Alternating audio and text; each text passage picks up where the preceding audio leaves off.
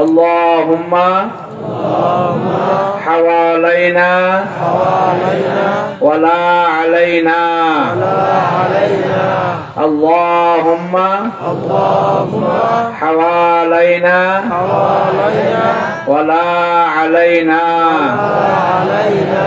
اللهم حوالينا ولا علينا আলহামদুলিল্লাহ, আল্লাহ পাকের বহুত বড় মেহেরবানি যা আমরা ভাষায় প্রকাশ করতে পারবো না। আমাদের ভাষা সসীম। আল্লাহ রাব্বুল আলামিনের করুণা এবং দয়া আমাদের প্রতি অসীম। মানুষের ভাষা সীমিত, তার দ্বারা বহু কিছু প্রকাশ করা যায় না। মানুষের মনোভাব, সেটা সামান্য কিছু পরিচয় দেওয়া যায়।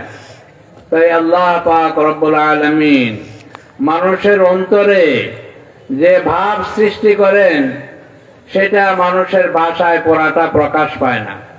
আল্লাহ পাক দয়া করে ঈমানের আলো আমাদেরকে দান করেছেন। ঈমান যদি সামান্য কিছু, এক যাররা পরিমাণে কারো সাথে থাকে নিয়ে যাইতে পারে, আল্লাহ পাক দুনিয়া থেকে 10 গুণ বড় তার পুরস্কার দান করবেন। সুবহানাল্লাহ। ঈমান এত দামি, গুনাহগার যারা নিয়মিত আমল করতে পারে না, বলে গুনাহগারের ঈমানি নূর যদি খুলিয়া দেওয়া হয়, প্রকাশ পায় দুনিয়াতে, আসমান জমিন সম্পূর্ণ আলোকিত হয়ে যাবে গুনাহগারের ঈমানের দ্বারা। একজন সাধারণ লোক যে কালিমার কথা বলা হয়েছে, লা ইলাহা ইল্লাল্লাহ, 7 আসমান 7 জমিনের চাইতে বেশি ওজনী এই কালিমাটুকু। যার ভিতরে এই কালিমা আছে, তার দাম আল্লাহর ঘর বাইতুল্লাহর চাইতে লক্ষ কোটি গুণ বেশি। আমরা শুকর আদায় করি যে আল্লাহ পাক আমাদেরকে ঈমান দান করেছেন। কি কোন সবাই খুশি আছে নাকি? এবং সেই ঈমানকে রক্ষা করার জন্য আমরা চেষ্টা করব, কোরবানি করব। আগেকার যারা ছিলেন, তারা ঈমানের জন্য সবচেয়ে বেশি কোরবানি করেছেন। বিলাল রাদিয়াল্লাহু আনহুর কথা আমরা শুনছি, বুকের উপরে পাথর দেয়া গরম বালুতে শোয়া রাখছেন, কিন্তু তবু ঈমানের উপরে কোন রকম দাগ আসতে দেয় নাই। তিনি আহাদ আহাদ বলছেন। আল্লাহ পাক কিছু পরীক্ষা করবেন। এই পরীক্ষার মাধ্যমে যদি আমরা কামিয়াব হইতে পারি, তাহলে ইনশাআল্লাহ আল্লাহ পাক আমাদেরকে চিরস্থায়ী ভাবে জান্নাতের অধিকারী করে দিবেন। আমরা সংক্ষিপ্ত আকারে দুই একটা কথা দোয়া করতে থাকেন। ঈমান শিকার 3টা পদ্ধতি নবী করিম সাল্লাল্লাহু আলাইহি ওয়াসাল্লাম যে ঈমান শিকার উপরে সার্টিফিকেট দিয়েছেন, নবী যেটাকে কবুল করেছেন, তার পদ্ধতি 3টা। একজন সাহাবী মসজিদে ঘুমাইছিল, তারে ঘুম থেকে ডাকিয়া উঠায়া ঈমানের পরীক্ষা করেছেন। কাইফা আসবাতা ইয়া হারিস ইবনে মালিক।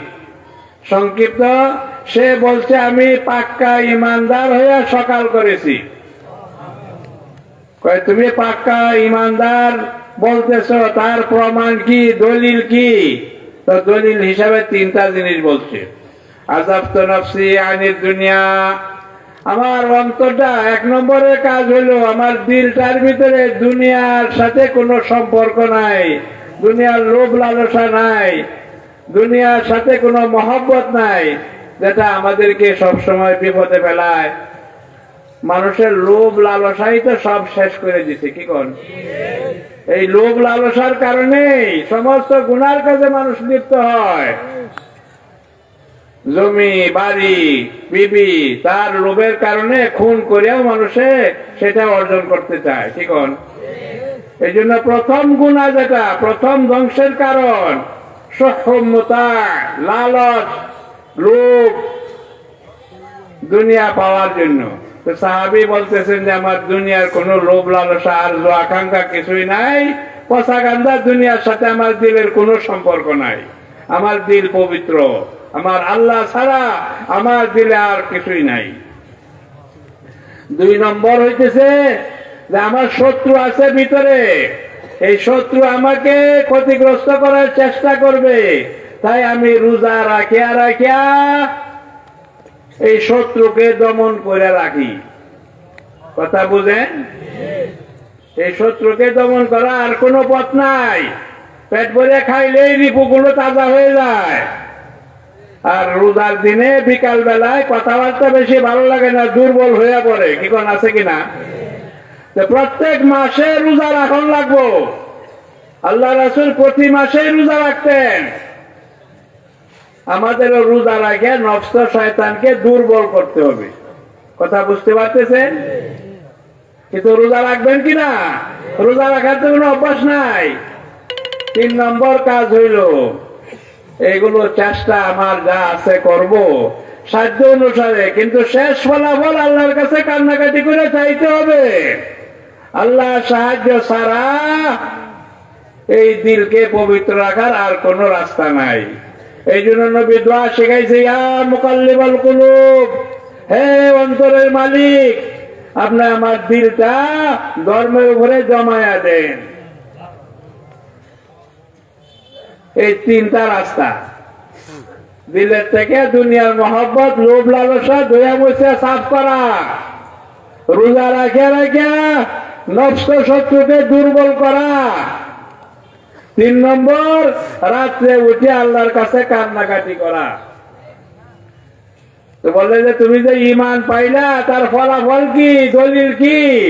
আরো 3টা দলিল দিছে। আল্লাহ আমারে এই উসিলায় এমন ঈমানের নূর দান করছে যে ঈমানের নূরের দ্বারা আল্লাহ পাকের আরশকে আমি দেখতে পাই। সুবহানাল্লাহ। তান্নি আনজুরু ইলা আরশির রহমানি বারিজা, আল্লাহর আরশ পর্যন্ত আমার ঈমানের নূর পৌঁছে যায়। 3 নম্বর কাজ হইল যে বেহেশতবাসীদেরকে আমি দেখতে পাই। আল্লাহ যে পুরস্কার রাখছে ঈমানদারের জন্য, এটা আমি চোখে দেখতে পাই। বেহেশতের রাস্তা আল্লাহ খুলিয়া দিছে। আর যারা অপরাধ করবে তাদের যে শাস্তি দুজক, সেই দুজকের নকশাটাও আমার সামনে আল্লাহ খুলিয়া দিছে। কথা বুঝছেন? এই